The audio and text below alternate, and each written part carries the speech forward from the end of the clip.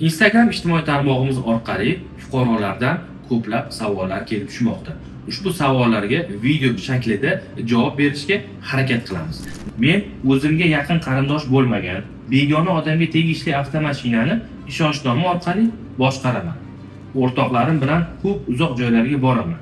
Shu vaqtda agar sug'urta cheklovsiz bo'lsa, haydovchilik guvohnomasi bor do'stlarimga yonida o'tirib boshqaruvni topshirsam bo'ladimi?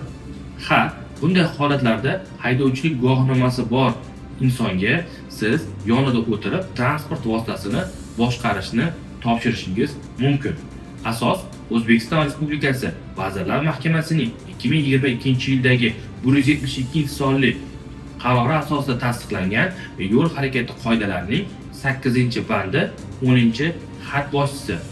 Tegishli toifadagi transport vositasini boshqarish huquqini beruvchi haydovchilik guvohnomasi eski namunadagi haydovchilik guvohnomasi bo'lsa, uning taloni mavjud bo'lganda, o'ziga tegishli bo'lmagan transport vositasini uning egasi yonida bo'lganida yoxud avtotransport vositasidan foydalanish va ularni tasarruf etish to'g'risidagi ishonchnomasi bo'lgan shaxs ishtirokidagina ularning roziligi bilan boshqarishi mumkin.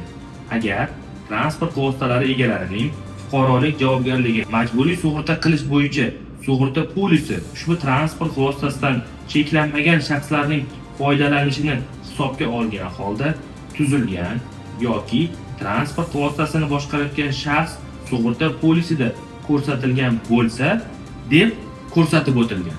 Bundan ko'rinib turibdiki, agar siz ishonchnoma orqali avtomobilni boshqarsangiz, haydovchilik guvohnomasi bor bo'lgan shaxsga transport vositasini yonida o'tirgan holda boshqarishni topshirishingiz mumkin. Faqatgina sug'urta polisi haydovchilar soni cheklanmagan bo'lsa, ya'ni xalq tili bilan aytganda sug'urta polisi VIP bo'lsa. Hurmatli fuqarolar, bu kabi ma'lumotlarni doimiy ravishda berib boramiz. Bizni kuzatishda davom eting.